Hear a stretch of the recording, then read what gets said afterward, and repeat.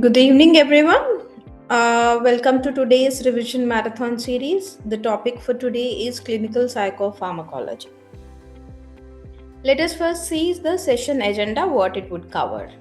The pharmacokinetics, dynamics, and cytochrome P450 enzymes, the antidepressants, which would include the different classes, side effects, and cautions. Similarly, antipsychotics, mood stabilizers, anxiolytics, hypnotics, stimulants, and other classes, and prescribing in special populations and pregnancy, adverse reactions, and psychiatric emergencies. Along with this, as usual, our Q&A questions and SBA and DMI pulse. So, pharmacokinetics. Pharmacokinetics involve absorption, distribution, metabolism, and excretion. So, concerned with the absorptions, what you have to know is the bioavailability of the drug, first pass metabolism. What are the routes of administrations? Because different routes of administrations have different absorptions. So, whether it is oral versus intramuscular, depot, IV, rectal, so the absorption through different routes of administration has to be focused. Coming to the distribution, here the important thing we need to focus is the volume of distribution of the drug, whether it is protein binding, lipophilic, and the penetration into the CNS. So, based on the lipophilicity, the penetration into the CNS or the blood brain barrier uh, is affected. Next, coming to the metabolism. After the drug is administered to different routes, how it is absorbed, what is the bioavailability. From there, how it is distributed in the body, which is a volume of distribution and the drug concentration and all of that. After the drug action at the particular target site or after the drug is there, how it is metabolized.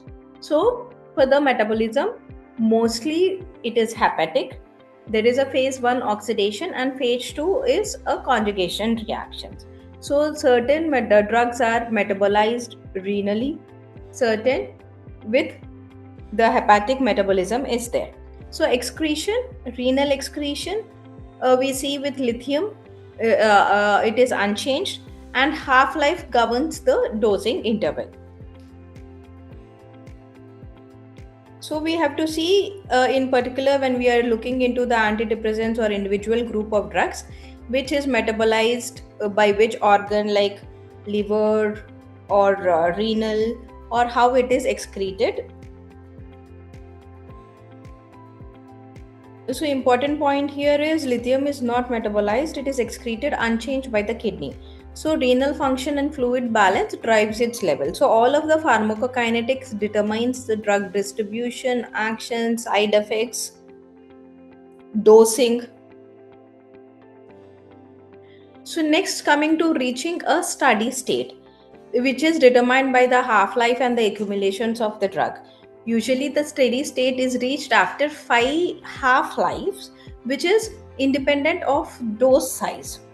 So there is loading dose. Loading dose can be administered to reach the target faster. There are certain drugs which have long half-life, like fluoxetine, norfloxacin, aripiprazole. The clinical implications of this is that, like, even when the drug is discontinued, they might not experience withdrawal symptoms because the drug concentration is still there in the body given their long half-lives. With short half-lives drugs like venlafaxine, paroxetine, what can happen is that when they are missing on the drugs or doses, or when the drug is discontinued, they can experience discontinuation symptoms. So it shows, the graph shows how after 5 half-lives the steady state concentration is reached. Changing a maintenance dose takes 5 half-lives to reach a new steady state. So we need not recheck the levels too early. So until the duration or the time period of the 5 half-lives is there, we need not check the drug concentration. Next, coming to pharmacodynamics. Pharmacodynamics involves The receptor actions like agonist, which activates, antagonist, it blocks, partial agonist, the example is aripiprazole, and inverse agonist, it has an opposite effect. Potency versus efficacy. What is potency is dose for the effect, which is also called as an EC50. Efficacy is the maximal effect achievable. Potency is based on the dose for the particular effect, and efficacy is that, like, with the drug, what is the maximal effect that can be achieved. Next important concept is therapeutic index, and certain drugs needs to be regularly monitored for the serum levels in the therapeutic index if they have low therapeutic index. So the therapeutic index is nothing but the toxic dose is to effective dose. The dose range is narrow for lithium and TCAs. Aripiprazole is dopamine partial agonist. It stabilizes dopamine, giving low extrapyramidal side effects and prolactin sparing effects.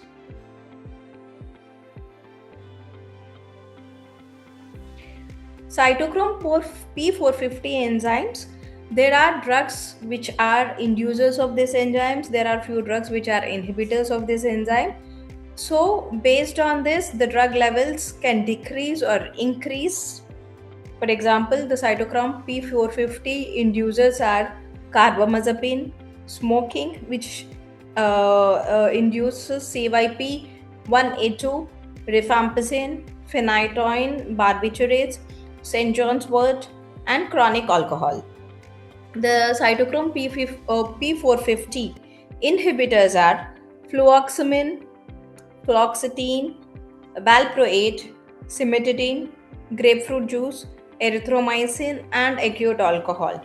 So, if there is the drug levels can vary based on the other drugs, the polypharmacy the particular patient is using, or presence of these drugs can increase or decrease the drug levels because of metabolism of cytochrome P450.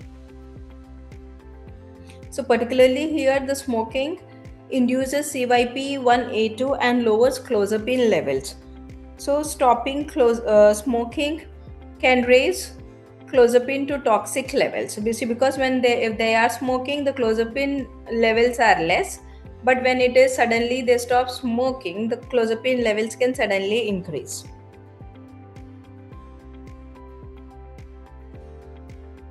Next, coming to zero order versus first order kinetics. First order is the rate is proportional to the drug concentration. It has constant half-life. Most drugs follows first order kinetics. Zero order, here it is the constant amount is cleared but on in a specific time. So for drugs following the zero order kinetics, they are saturable and the half-life varies with dose. Sometimes with zero order kinetics, even with small increase in dose, we see a large increase in level. The zero order drugs, phenytoin, this is again frequently asked regarding the zero order kinetics or the drugs, ethanol, aspirin in high doses, and theophylline. So if there is a constant half-life, it is following a first order kinetics. If it is a zero order kinetics, the half-life varies with the dose. So changing the initial dose may disproportionately change the level of the drugs. Remember PEA for zero order saturation kinetic, phenytoin, ethanol, aspirin. Small dose rises causes disproportionate level jumps.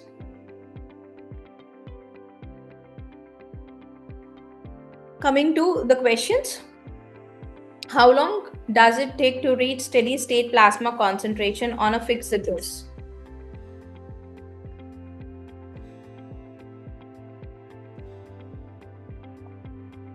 Or how many half-lives?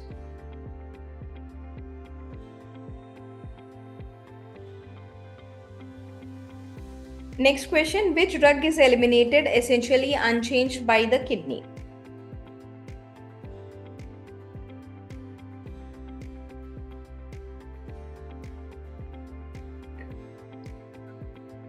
The answer for the first is five half life. Steady state is reached after roughly five half lives, independent of the dose, and a loading dose only gets there faster. The drug is eliminated renally, not only eliminated renally, but it is eliminated unchanged. So dehydration and NSAIDs and any other drugs which affects the GFR also affects the lithium concentration levels.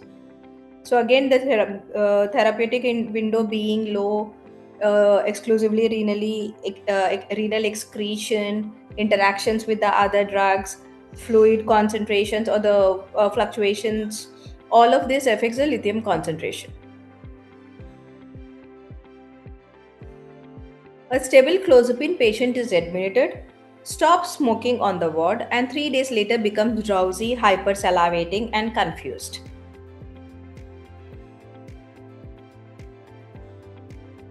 What could be the reason? Or what could be the enzyme interactions? See, especially these drugs which have a narrow therapeutic index or which increasing dose, they have certain side effects.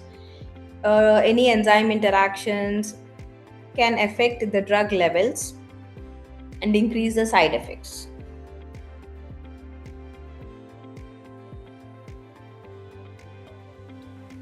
So, how is smoking affecting a patient who is on clozapine? It can lead to increased clozapine levels. So, stopping smoking removes CYP1A2 inductions. So, there are the clozapine levels rises. What you have to do, you have to reduce the dose and monitor for side effects.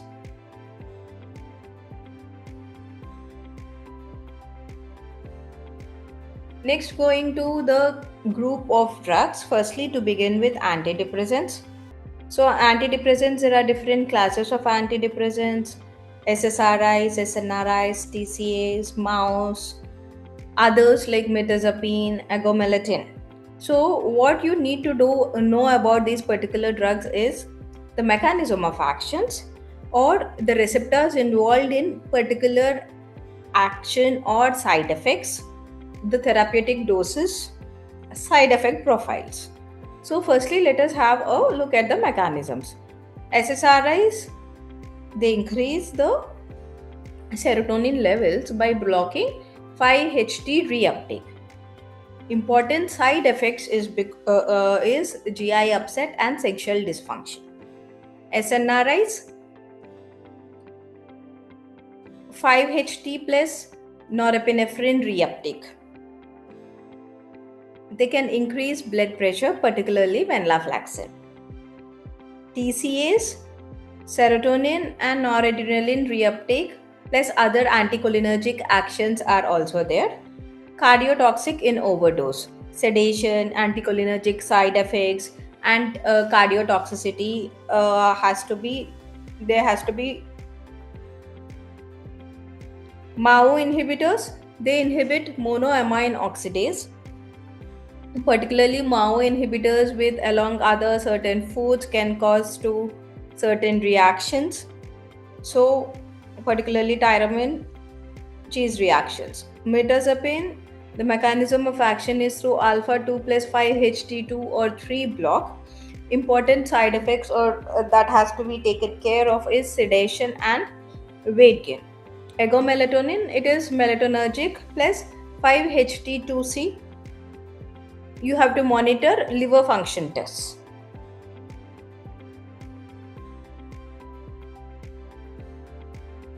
SSRIs are first line, safer in overdose than TCAs and better tolerated than MAO inhibitors.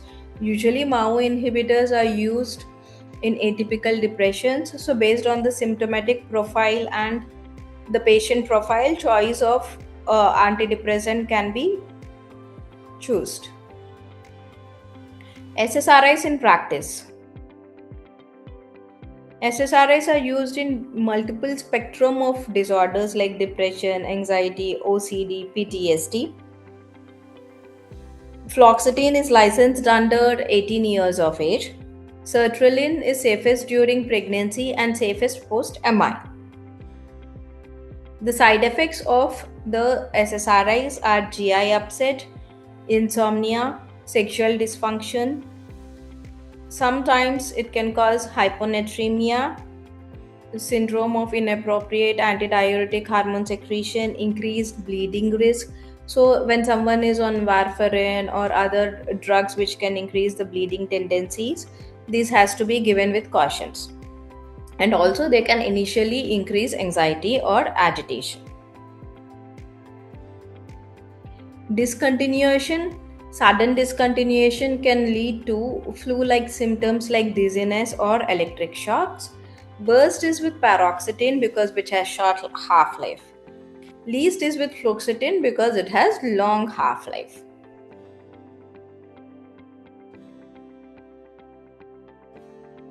Citalopram and escitalopram prolong the QTC. Dose limits apply especially in the elderly.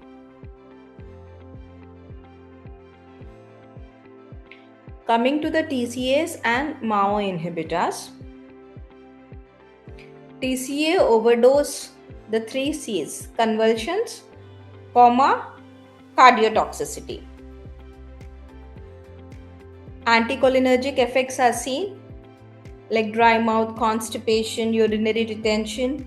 There can be QRS widening. Lofipramine is safest TCA.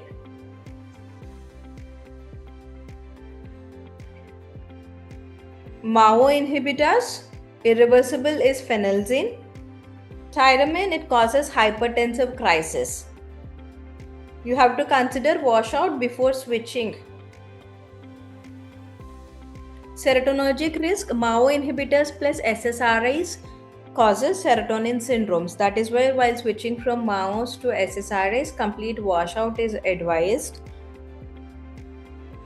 Long washout has to be considered if on fluoxetine or if one is switching from fluoxetine to MAOs, because fluoxetine having long half lives can be in the blood for longer time. So long washout is considered. A MAO plus serotonergic drugs or tyramine rich food like cheese can cause a life threatening hypertensive or serotonin crisis. Atypical and newer antidepressants. Mirtazapine. The most common side effects are the sedation and increase in appetite and weight gain. It is useful particularly with anxiety, depressive symptoms, with insomnia or poor appetite. Vertioxetine. It is multimodal serotonergic activity is there, and there is a possible cognitive benefit with vertioxetine. Bupropion or agomelatine. Bupropion NDRI, it lowers seizures threshold. So patients with a history of seizures, it has to be used with caution. Agomelatine, it is melatonergic, but like important with agomelatine is that like frequent monitoring of LFTs has to be considered. So given that like multiple choice of antidepressants when it is indicated specific situations. So in pregnancy and breastfeeding, the preferred antidepressant is sertraline. In atypical depression, it is MAO inhibitors. If there is depression plus insomnia or poor appetite, it is mirtazapine. Post MI or cardiac disease, it is sertraline. In OCD, there is like SSRIs, but in a higher dose, or clomipramine. In liver diseases, we have to avoid agomelatine and low dose of SSRIs are preferred. Sertraline is the default in cardiac disease, pregnancy, and breastfeeding. And for atypical depression, it is MAO inhibitors. The receptors for antidepressant side effects. Histamine receptors are responsible for the sedation and weight gain, what we see with mirtazapine. Muscarinic M1 receptors for the anticholinergic side effects like dry mouth, constipation, blurred vision. Alpha 1 adrenergic receptors leads to the side effects of postural hypotension and dizziness, again mostly with TCAs. Increased 5-HT reuptake is responsible for GI upset, sexual dysfunction, insomnia, and cardiotoxicity is because of the sodium channels, cardiotoxicity in the overdose. TCA side effects map onto receptor blockade like H1 sedation, M1 anticholinergic, alpha 1 for the postural hypotension, and the sodium channels for the cardiotoxicity.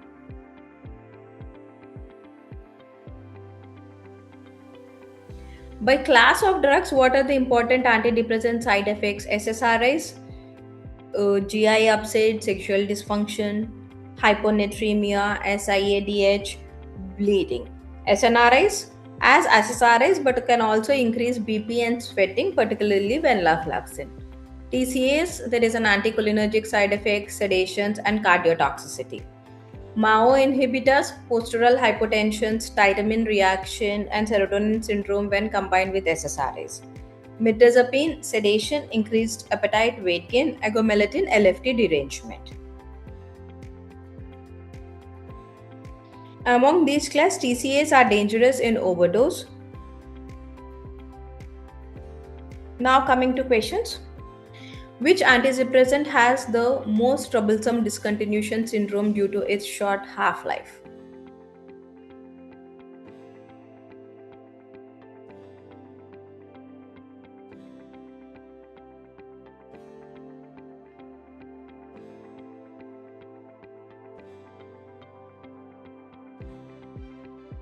Next question.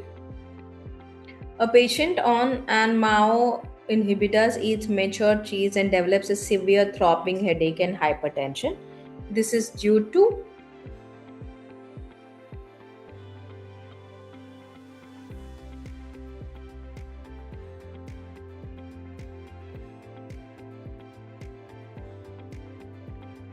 first is paroxetine.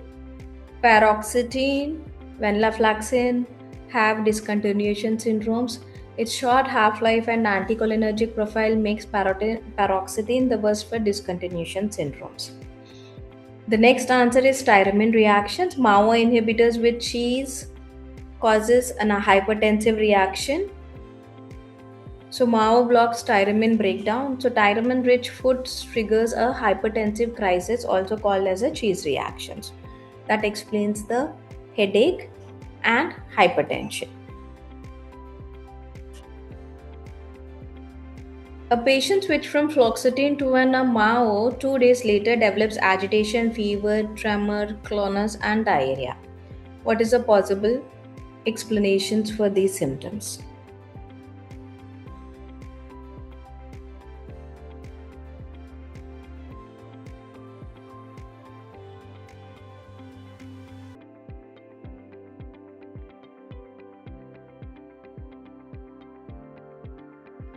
Okay, again, the symptoms given here, like agitation, fever, tremors, clonus, and diarrhea, are the symptoms of serotonin syndrome.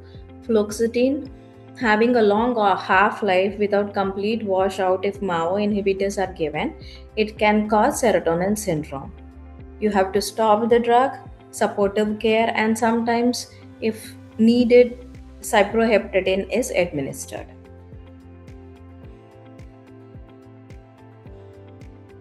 Now coming to antipsychotics.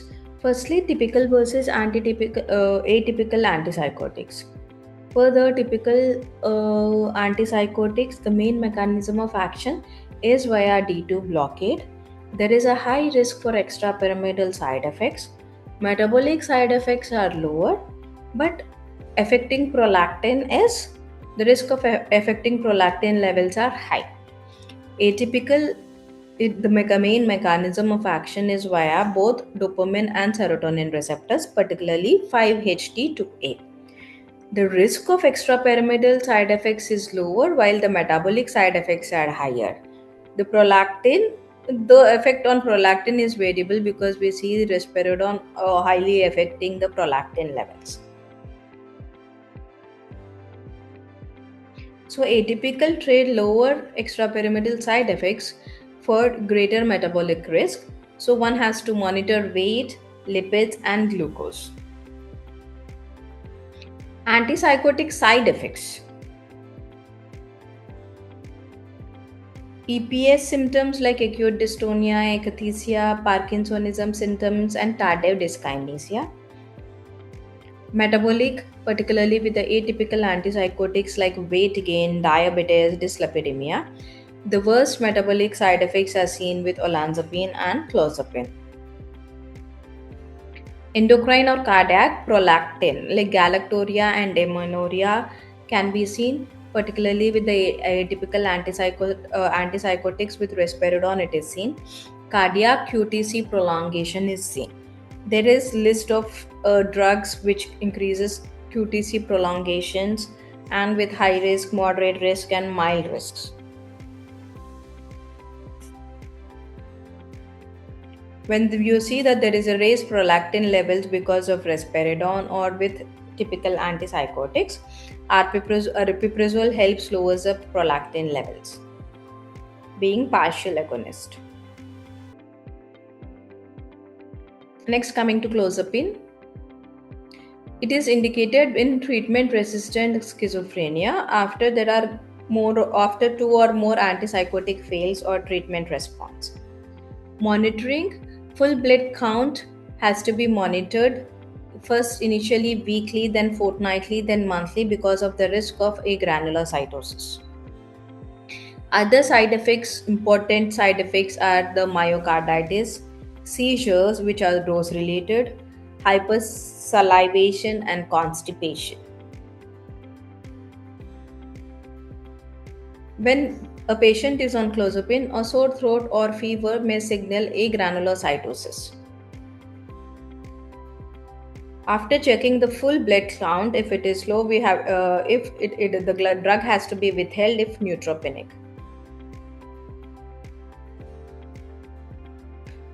In the dopamine pathway and the antipsychotic effects, so we see that like in the mesolimbic pathway is majorly is for the psychotic symptoms. Mesocortical regions are involved with the negative symptoms. Nigrostriatal pathway is for the extrapyramidal side effects, and tuberoinfundibular pathway is associated with increased prolactin. D2 blockade helps the mesolimbic pathway antipsychotic effect, but blocking the others drives negative symptoms, EPSC and hyperprolactinemia.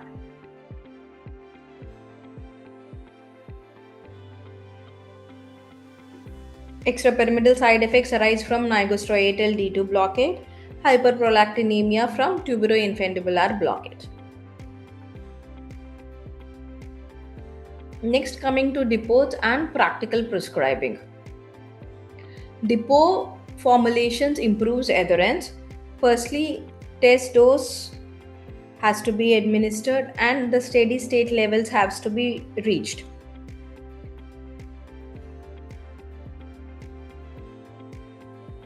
ECG and monitoring is required. Avoid routine polypharmacy.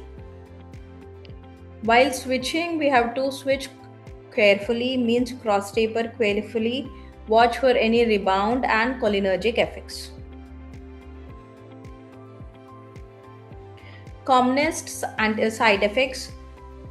Extrapyramidal side effects are high with high potency typical antipsychotics like haloperidol, hypoprolactinemia, risperidone, weight gain, olanzapine and clozapine, agranulocytosis, clozapine, seizures, clozapine, QTC prolongation, haloperidol, pimozide and cerdindol, pigmentation or photosensitivity with chlorpromazine.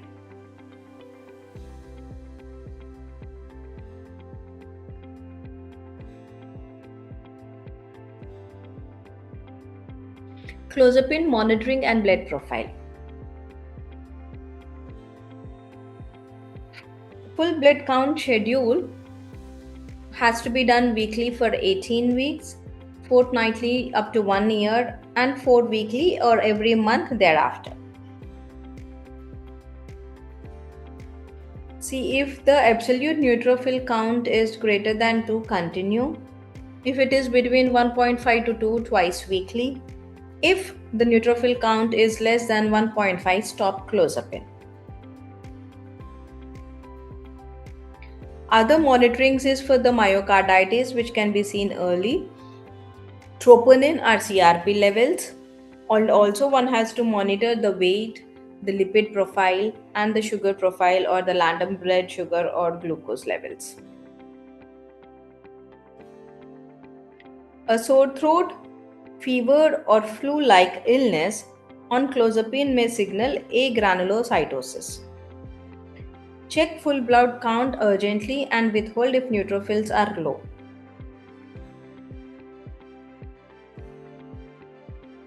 Depot antipsychotics, the typical doses and intervals are important to be remembered. So, firstly, haloperidol decanate 50 to 300 mg per 4 weeks, monthly injections. Flupentixol decanate 20 to 400 mg can be given once in 2 weeks or once in 4 weeks. Zuclopentixol decanate 200 to 500 mg once in 2 weeks or 4 weeks. Flufenozin decanate, typical dose is 12.5 to 100 mg. It can be given once in 2 or 5 weeks. Risperidone consta 25 to 50 mg, which is given once in 2 weeks. Paliperidone, it is a monthly injection. Paliperidone or aripiprazole comes as monthly injections. Give a small test dose before first generation depot to check tolerability since the effect is long lasting and not easily reversed. There is also olanzapine long acting injections. Next, coming to neuroleptic malignant syndrome risk. So, with antipsychotics, there are chances of neuroleptic malignant syndrome. The risk factors are again frequently asked. It is high with high potency drugs like typical drugs like haloperidol. If there is a rapid dose increase or rapid dose titration, if the route of administration is parenteral and suddenly being on high doses for long time are the risk factors for neuroleptic malignant syndrome. Typical combinations which can increase the risk for NMS is antipsychotic plus lithium and multiple antipsychotics together. Other triggers also can be the abrupt withdrawal of antipsychotic, dopaminergic drugs, dehydration, agitation, or restraining.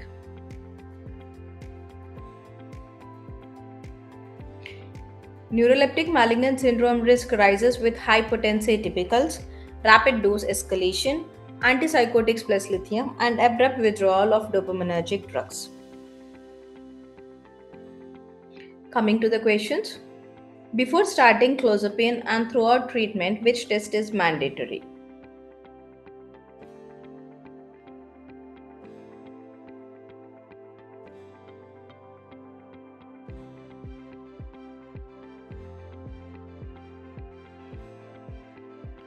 Which antipsychotic is a dopamine partial agonist with low extrapyramidal side effects and prolactin sparing effects?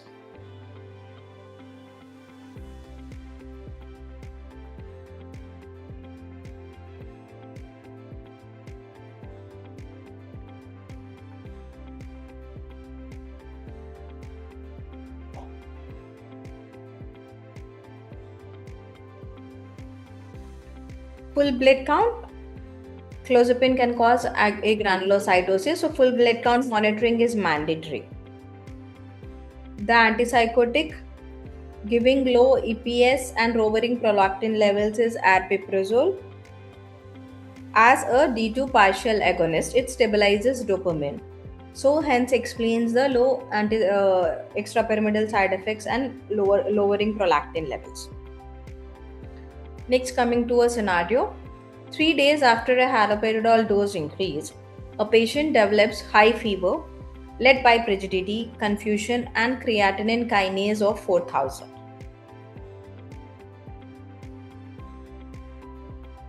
What do you think of in this clinical scenario?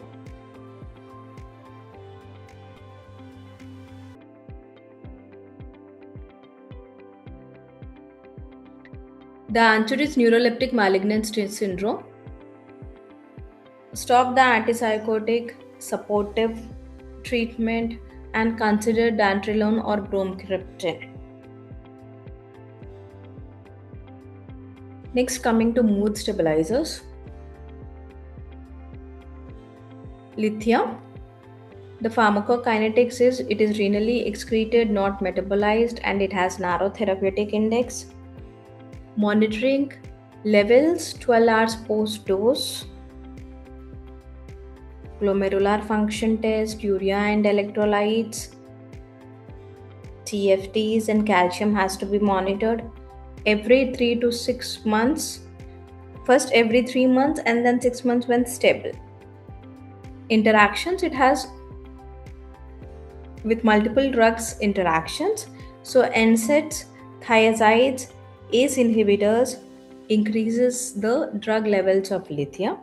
Dehydration also can cause toxicity. Lithium toxicity can cause coarse tremors, ataxia, dysarthria, vomiting, confusions, and seizures. It is often precipitated by NSAIDs, diuretics, or dehydration.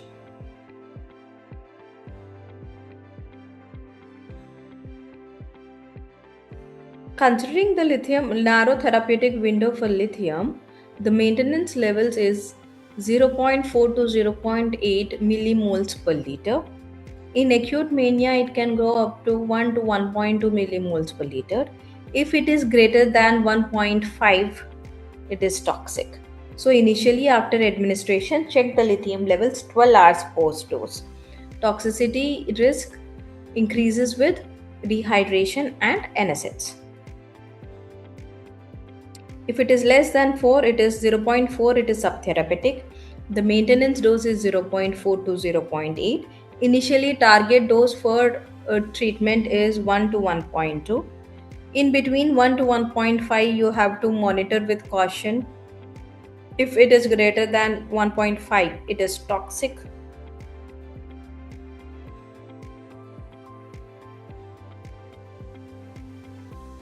Levels above 1.5 millimoles per liter are toxic, and above 2 may need dialysis.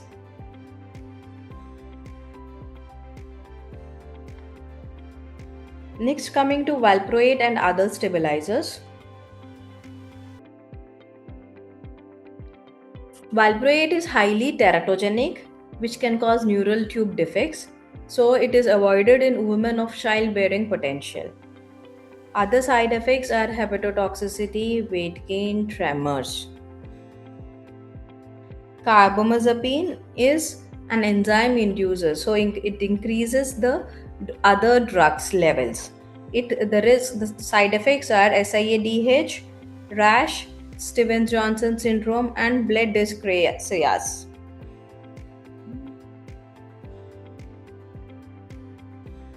Lamotrigine, it is good for bipolar depression, but there is side effect is that there is a risk of Stevens-Johnson syndrome risk, and it needs slow titration. Valproate is contraindicated in women who could become pregnant unless strict pregnancy prevention conditions are met. Lithium dose related effects and interactions. Early or dose related are fine tremors, polyuria, polydipsia. There can be nausea, metallic taste, and weight gain. Long term, there can be hypothyroidism, hyperparathyroidism, nephrogenic diabetes insipidus, and reduced glomerular filtration rate. Drugs which increases the toxicity are NSAIDs, thiazide diuretics, ACE inhibitors, metronidazole, and dehydration. Think NDA for drugs that raise lithium levels, NSAIDs, diuretics, ACE inhibitors, plus any cause of dehydration. So you have to remember NDA.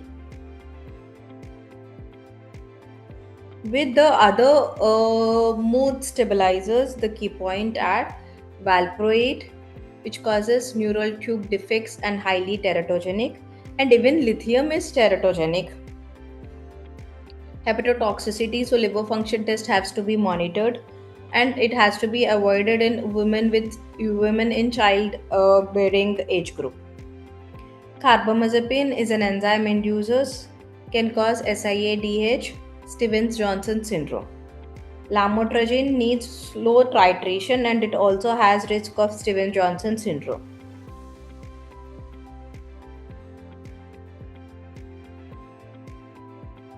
Lamotrigine is best for bipolar depression but needs slow titration to avoid Stevens-Johnson syndrome. Valproate is avoided in women of childbearing potential.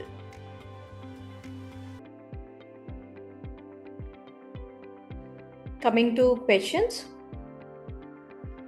which commonly precipitates lithium toxicity by reducing its renal excretion.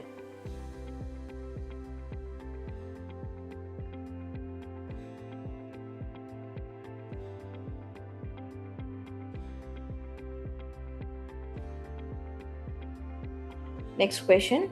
Which mood stabilizer carries the highest teratogenic risk and is avoided in women of childbearing potential?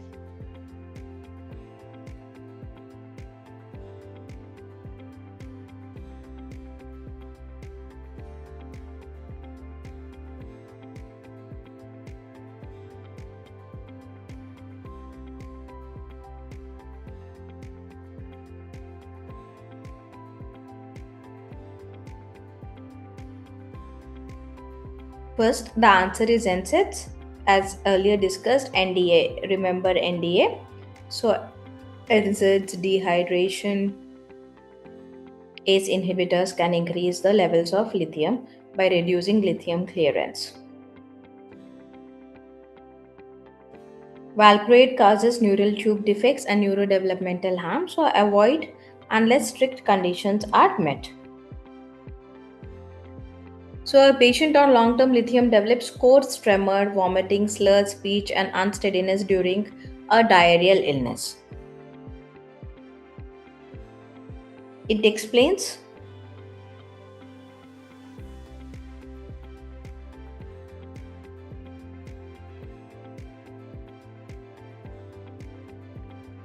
lithium toxicity.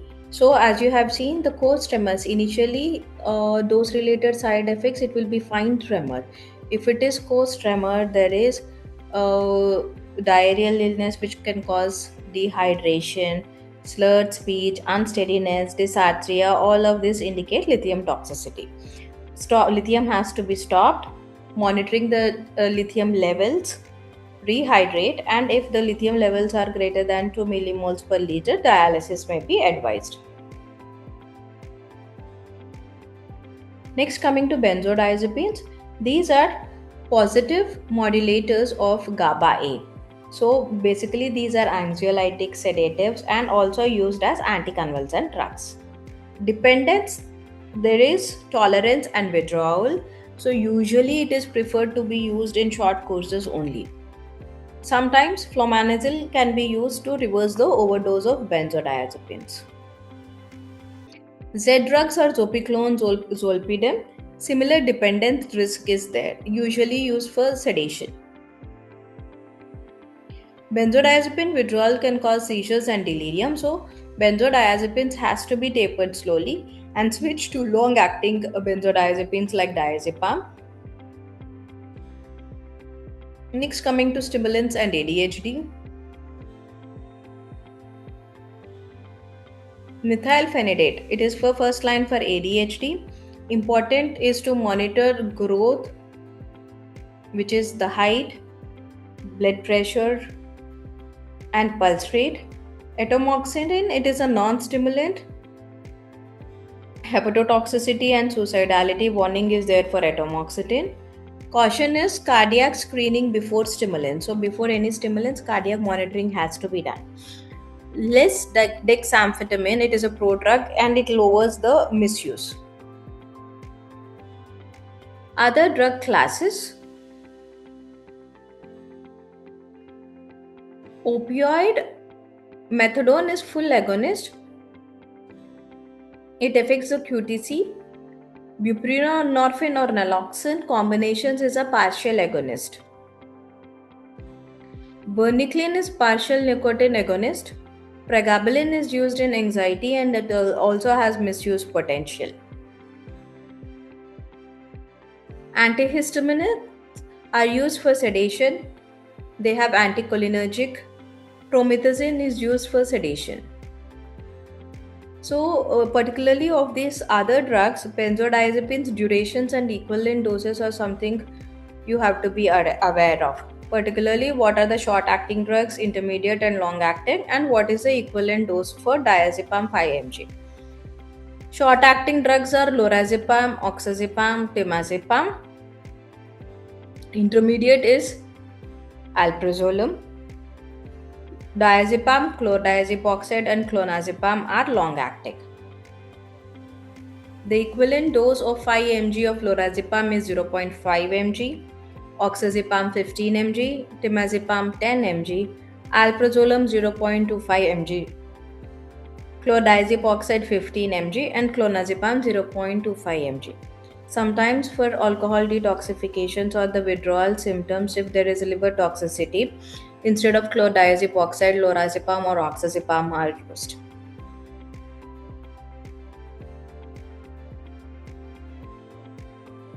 Switch to long-acting agent diazepam to help with benzodiazepine withdrawal. Lorazepam is far more potent.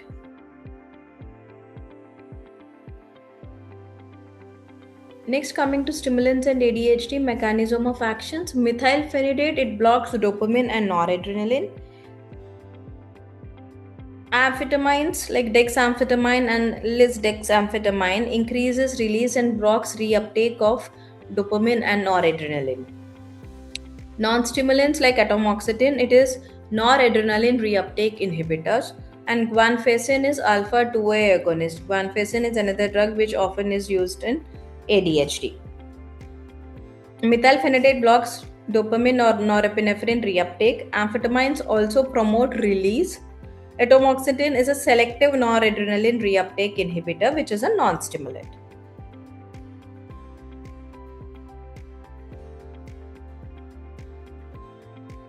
The antidote used for benzodiazepine overdose.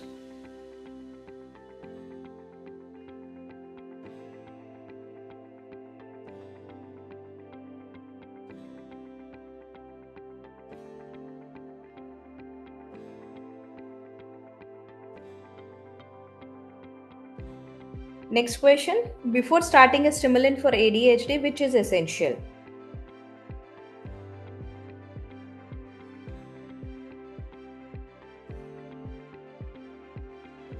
The antidote for benzodiazepine overdose is flumazenil. And while starting or before starting stimulant medications for ADHD, cardiovascular assessment and routine growth monitoring is required.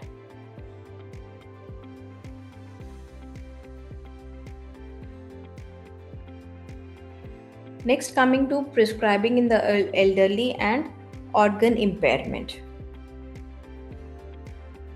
So in elderly, the rule is to start low and go slow, and also choose the drugs which have less anticholinergic profile, so reduce anticholinergic burden, and also consider the risk of falls, hyponatremia, confusion, and avoid polypharmacy. In hepatic, avoid sedatives in liver failure, lower the doses if there are metabolized through liver. There is a risk of encephalopathy. Renal, there are drugs which are exclusively eliminated renally, which are lithium and sulfuride. So, particular caution has to be exercised when on lithium and sulfuride drugs. Dose is adjusted based on the glomerular GFR for renally cleared drugs. In the elderly, anticholinergic load worsens cognition and can cause falls. So avoid drugs like amitriptyline, which can increase sedation, has anticholinergic side effects. Pregnancy and breastfeeding. Avoid valproate and lithium. Valproate causes neural tube or neurodevelopmental disorders, and lithium causes Epstein's anomaly, particularly in the scans you can see it in the first trimester or first trimester exposures to lithium. Safer options during the pregnancy and breastfeeding is sertraline, preferred SSRI. In antipsychotics, it is olanzapine or quetiapine is preferred if needed.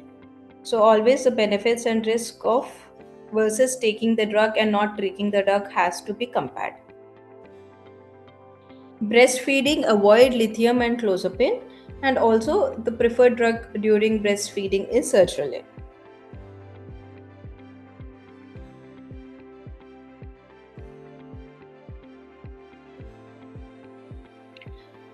Psychotropics in pregnancy with valproate, neural tube defects, lithium, Epstein's anomaly, carbamazepine, neural tube defects, paroxetine, cardiac defects, benzodiazepines. It can cause floppy baby syndrome, and sertraline is the preferred SSRI.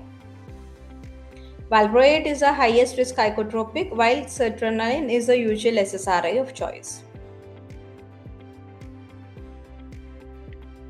Coming to the questions, lithium use in the first trimester is associated with which congenital anomaly?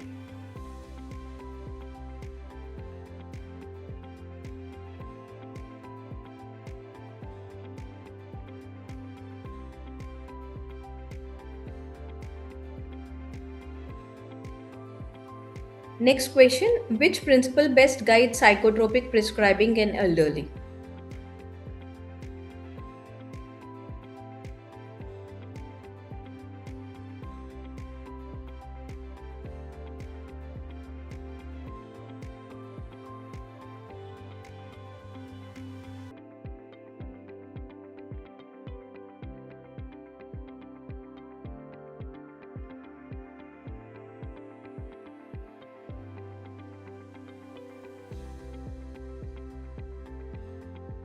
So Epstein's anomaly is with lithium. The basic principle that we follow in elderly is starting low and going slow or titrating slow. Coming to the serotonin syndrome versus neuroleptic malignant syndrome, see, important differentiating feature or the symptom is hyperreflexia and clonus, which you see in serotonin syndrome and not in neuroleptic malignant syndrome. And again, the onset with serotonin syndrome occurs in hours, neuroleptic malignant syndrome within days. The triggers are serotonergic drugs. With neuroleptic malignant syndromes, it is because of the dopamine blockage. Neuromuscular symptoms are the hyperreflexia and clonus. In NMS, there is lead pipe rigidity. Bowels diarrhea, there is normal or reduced. Treatment is stop the offending drug, if needed cyproheptadine. Here, stopping the drug, supportive care, and if required dantrolene or bromkiptine. So important here is to remember about hyperreflexia or clonus. Clonus hyperreflexia diarrhea is serotonin syndrome. Rigidity, hyperreflexia, and very high creatinine kinase is neuroleptic malignant syndrome.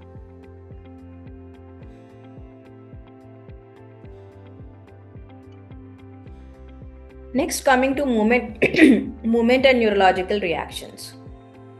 Acute dystonia, it occurs within hours and days, and there is ocular gyric crisis. The treatment is with procyclidine, which is an anticholinergic drug. Akathisia, it is subjective increased in restlessness or inner restlessness. Again, akathisia can increase the suicide risk. So the treatment for akathisia is to reduce the dose, add propranolol. Tardive dyskinesia, these are the movement disorders which you see after late, especially tardive dyskinesia. There are orofacial movements, and tardive dyskinesia may be irreversible. Sometimes changing from the whatever the drug antipsychotic they are on to clozapine helps, and tetrabenazine. So akathisia, motor restlessness is easily mistaken for agitations. So increasing the antipsychotic makes it worse. Adding propranolol and dose reduction is advised.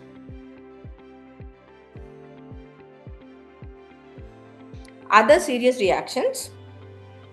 Hematological, as we have discussed, agranulocytosis, not only with clozapine, also with carbamazepine, agranulocytosis can be seen. Dermatological or endocrine, the Stevens-Johnson syndrome, particularly with the mood stabilizers like carbamazepine and lamotrigine. Syndrome of inappropriate antidiuretic hormone secretion is seen with SSRIs and carbamazepine. Others like priapism is seen with trazodone, which is a neurological emergency, and QTC prolongations with citalopram and antipsychotics is seen. Priapism, particularly lasting greater than 4 hours, is a urological emergency and urgent referral to prevent permanent damage. Coming to the questions, a patient on haloperidol has fever, high fever, rigidity, autonomic instability, and creatinine kinase of 5000. The diagnosis is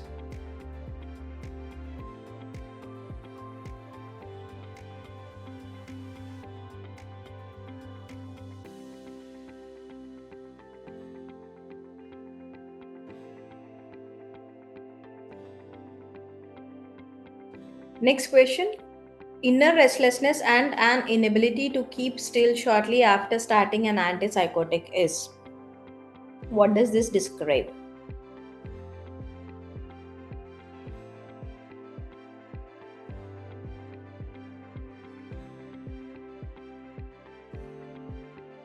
Firstly, the given picture, fever, rigidity, increased creatinine kinase, corresponds to neuroleptic malignant syndrome, and a subjective and motor restlessness is akathisia.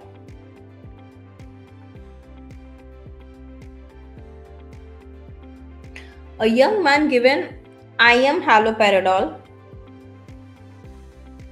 develops a sustained painful upward deviation of the eyes and neck spasm. What does this clinical scenario describe?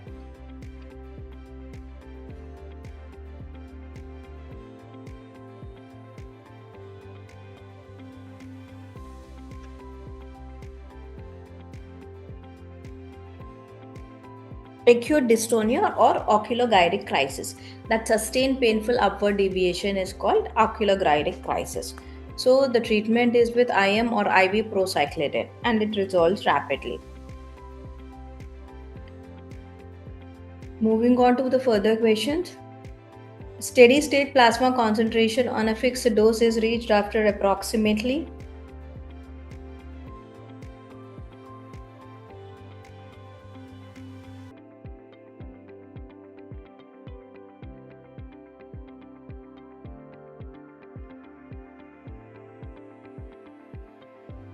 The answer is 5 half-lives.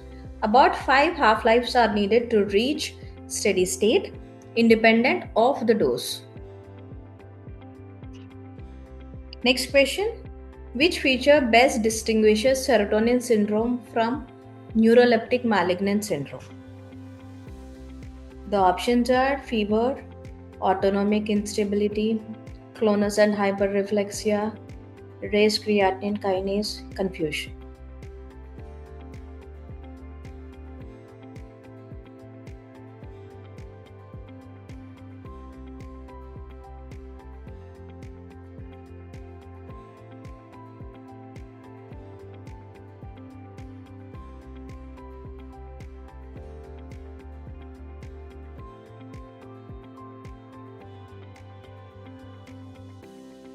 It is clonus and hyperreflexia, which is seen in serotonin syndrome. In neuroleptic malignant syndrome, the led by fragility, hyporeflexia is seen, while elevated creatinine kinase is classic of neuroleptic malignant syndrome.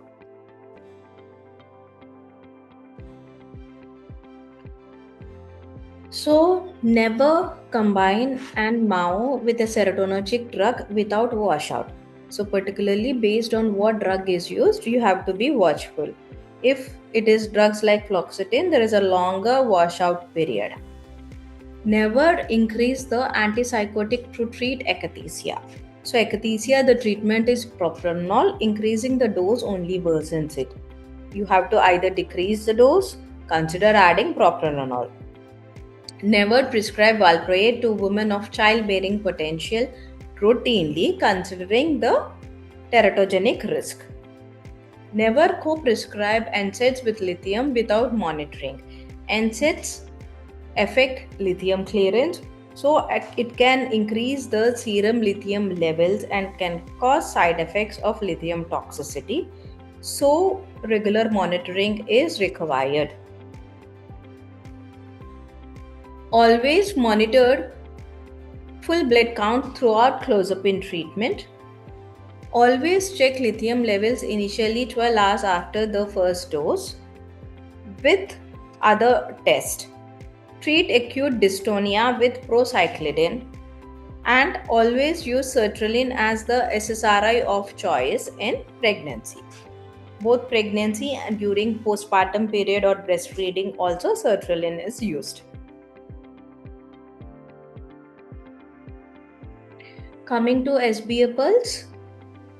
Firstly, the steady state is reached after 5 half-lives.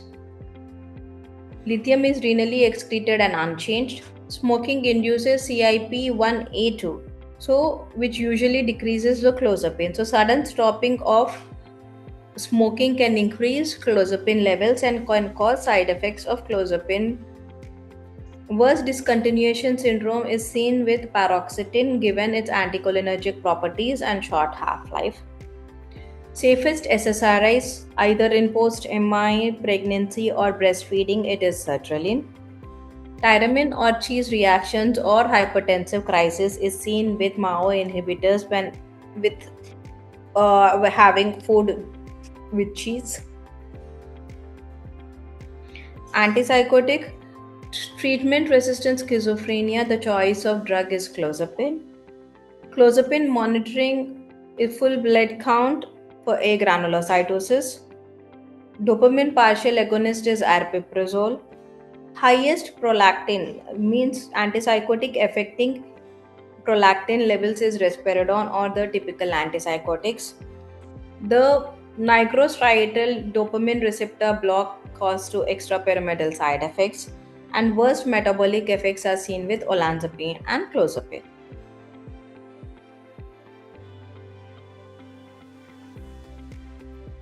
The lithium levels are toxic is when it is greater than 1.5 millimoles per liter. Drugs increasing the lithium levels are NDA, NSAIDs, diuretics, and ACE inhibitors. Most teratogenic mood stabilizer of the drugs, psychotropic drugs, is valproate. Epstein's anomaly is seen with lithium. With valproate, it is neural tube defects. Rigidity, increased creatinine kinase, and fever, suspect neuroleptic malignant syndrome. Clonus, hyperreflexia, suspect serotonin syndrome. For acute dystonia, treatment is with procyclidine. For akathisia, it is with propranolol. For benzodiazepine overdose, the treatment is with flumazenil. For priapism, it is caused by trazodone. Stevens-Johnson syndrome is caused by lamotrigine and carbamazepine. Syndrome of inappropriate antidiuretic hormone secretion or hyponatremia is seen with SSRIs and carbamazepine. Next, coming to the EMI pulse. Again, it might be little repetitive, but it is very important. Granulocytosis, clozapine. Tyramine crisis, MAO inhibitors. Epstein's anomaly, lithium. Cardiotoxic overdose. So, cardiotoxicity with overdose of medications is with TCS. QTC prolongation is seen with citalopram. What will be the management? For neuroleptic malignant syndrome, supportive management, if drugs have to be recommended, it is dantrolene or bromocriptide. For serotonin syndrome, it is cyproheptadine. For acute dystonia, it is procyclidine. For benzodiazepine overdose, flumazenil. For lithium toxicity, rehydrate, and if the levels are greater than 2 millimoles per liter, dialysis. So here we complete the clinical psychopharmacology.